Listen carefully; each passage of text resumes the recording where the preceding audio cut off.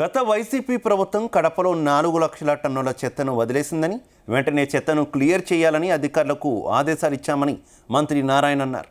కడప కలెక్టరేట్లో మున్సిపల్ అధికారులతో ఆయన రివ్యూ సమావేశం నిర్వహించారు. కడప జిల్లాలో నిబంధనలకు విరుద్ధంగా నిర్మాణాలు చేసిన వారిని షార్ట్ ఫాల్స్ చేయడం జరిగిందని, ఇక షార్ట్ ఫాల్స్ చేసిన వారిని పిలిపించి క్లియర్ చేసేలా చర్యలు తీసుకుంటున్నామన్నారు. విజయవాడ నుంచి అధికారులను పిలిపించుకొని రివ్యూ చేయడం జరుగుతుందంటున్న మంత్రి నారాయణతో మా correspondent Ramachandra face to face. Kadapa జిల్లా మున్సిపాలిటీపై రివ్యూ మీటింగ్ నిర్వహించారు మంత్రి నారాయణ గారు. ప్రస్తుతం మనతో ఉన్నారు. ఆయన అడిగి వివరాలు తెలుసుకుందాం. సార్, రివ్యూ మీటింగ్ చేశారు, అసలు జిల్లాపై ఎటువంటి ఫోకస్ పెట్టారు మున్సిపాలిటీ విషయం? మెయిన్గా మున్సిపాలిటీలు వాళ్ళ రివ్యూలో టౌన్ ప్లానింగ్ ద్వారా ఇచ్చేసామండి. ఎందుకంటే టౌన్ ప్లానింగ్లో మా అధికారులు షార్ట్ ఫాల్స్ వేస్తే లాస్ట్ జూన్ నుంచి చాలామంది మళ్ళీ తిరిగి వచ్చి ఆ షార్ట్ ఫాల్స్ని క్లియర్ చేయనప్పుడు వాళ్ళకి ప్లాన్ అప్రూవల్ ఉండవు. ప్లాన్ అప్రూవల్ లేనప్పుడు మున్సిపాలిటీకి ట్యాక్స్ కూడా పోతుంది.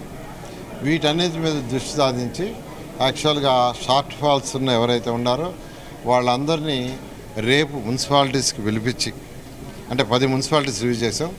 10 మున్సిపాలిటీ యొక్క కమిషనర్లు టౌన్ ప్లానింగ్ కూడా పిలిపించి వాళ్ళతో మాట్లాడి మేము షార్ట్ ఫాల్ వేసి ఎందుకు క్లియర్ చేసుకోలేదని డిస్కస్ చేసి వాళ్ళకి సొల్యూషన్ చేయమన్నాం. దానికి టౌన్ ప్లానింగ్ డైరెక్ట్గాను కూడా రమ్మన్నాం. వారు కూడా రేపు కడపలో వచ్చి కూర్చొని వాళ్ళందరికీ ఫోన్లు చేసి చేస్తారు. ఎందుకంటే ఆ విధంగా చేయటం వల్ల వాళ్ళకి ప్లాన్ అప్రూవల్ అవుతుంది. రెండోది, ఆ ప్లాన్ అప్రూవల్ అవటం మున్సిపాలిటీకి ట్యాక్స్ వస్తుంది. ఫర్దర్గా ఎవ్రీ ఇయర్ కూడా ఈ విధంగా యాక్చువల్ చేయడం జరిగింది. ఇంకొకటి, కొన్ని హౌసెస్ అండర్ అసెస్మెంట్ ఉన్నాయి.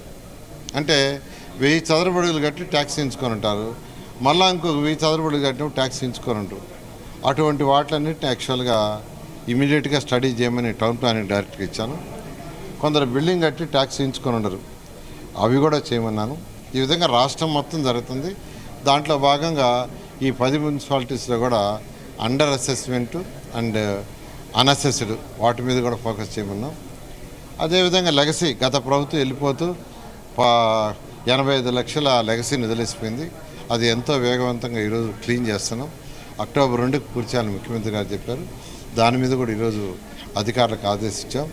వర్షాలు వస్తున్నాయి కాబట్టి సిల్ట్ కానీ డ్రైన్స్లో దిక్కుంటే నీళ్లు బ్లాక్ అయిపోయి రోడ్లంతా వర్షమయమవుతుంది. దాన్ని కూడా చేయమని చెప్పాం. తర్వాత ప్రతి 5 మీటర్లకు ఒకసారి రోడ్లలో అటు ఇటు చెట్లేమని ఆదేశించి ఈ విధంగా అనేక విషయాలను యాక్చువల్గా డిస్కస్ చేయడం జరిగింది. కడపలో అండర్ గ్రౌండ్ డ్రైనేజీ చాలా అస్తవ్యస్తంగా ఉంది, దాని మీద దృష్టి సారించారా? దాని మీద యాక్చువల్గా ఇవాళ డిస్కషన్ జరిగిందండి. ఏదైతే సిల్ట్ తీయాలో సిల్ట్ తీసేసి తర్వాత డ్రైన్స్ కూడా ఎక్కడ కట్టాలో దానికి ఫస్ట్ ప్రయారిటీ ఇవ్వని ఆదేశిస్తుంది.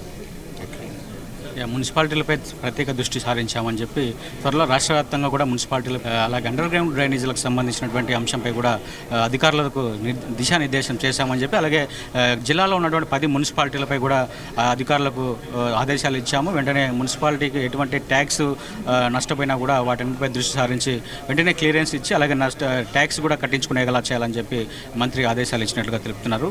కెమెరామెన్ సాగర్తో రామచంద్ర, జీ తెలుగు న్యూస్, కడప.